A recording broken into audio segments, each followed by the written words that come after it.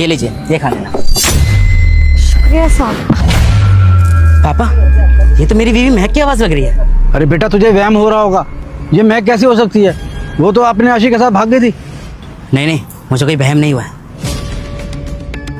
पापा, ये तो सच में महक है, लेकिन मुझे ये समझ में नहीं आ रहा कि इसने विधवा की साड़ी क्यों पहन रखी है। अरे बेटा मुझे तो लग रहा है तू महक के प्यार में पागल हो चुका है।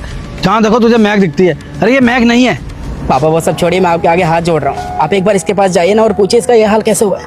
नहीं, मैं नहीं बात करूंगा इससे, और तू भी ना बात कर। चल यहाँ से चलें। कोई बात नहीं पापा, अगर आप मेरी मदद नहीं करेंगे ना तो मैं खुद ही जाके पूछ लूंगा इसका ये हाल कैसे हुआ है। सुनिए, मैंने आज से पहले आपको यहाँ नहीं देखा। आप क्या घरवर नहीं है क्या आपका? नहीं साहब, मेरा कोई घर नहीं है। अगर मेरा घर होता तो मैं यूँ सड़क पर थोड़ी सो रही होती। अरे घरवर तो होगा, ये कैसी बात कर रही हो आप? और मुझे लगता है कि आप शादीशुदा है। मतलब आपके पति को क्या हुआ है जो आपने ये विधवा की साड़ी पहन रखी है? जी साहब, पहले हमारा भी एक घर था, लेकिन फिर वहाँ से हमें धक्के मारकर बाहर निकाल दिया गया। पहले था मतलब समझ में नहीं आया मुझे। मेरे ससुर जी और मेरे देवर ने मुझे घर से बाहर निकाला था। क्या मैं पूछ सकता हूँ कि तुम्हारे ससुर और तुम्हारे देवर ने तुम्हें घर से क्यों निकाला?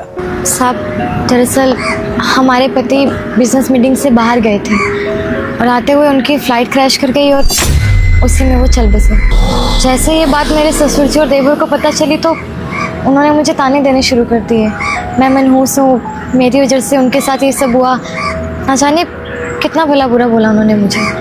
गुस्से गुस्से में उन्होंने मुझे घर से धक्के मारकर बाहर निकाल दिया। एक बार भी ये नहीं सोचा कि मैं अकेली औरत कहाँ जाऊँगी।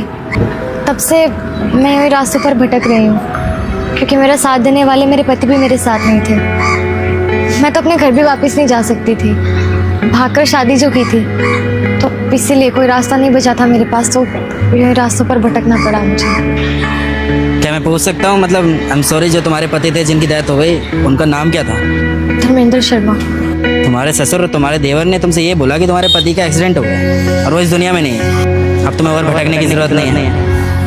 महक, तुम्हारा पति जिंदा है।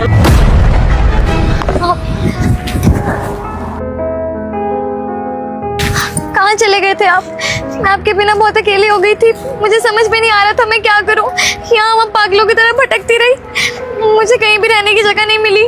तब से मैं यूं ही यहाँ पर भटक रही हूँ। पापा जी ने मुझसे कहा था कि आपकी फ्लाइट क्रैश हो गई और आप इस दुनिया में नहीं रहे, और इन्होंने गुस्से में मुझे घर से बाहर निकाल दिया। मेरे बारे में एक बार भी नहीं सोचा कि मैं कहाँ पर जाऊँगी, एक बार भी नहीं सोचा कि मैं कहाँ जाऊँगी।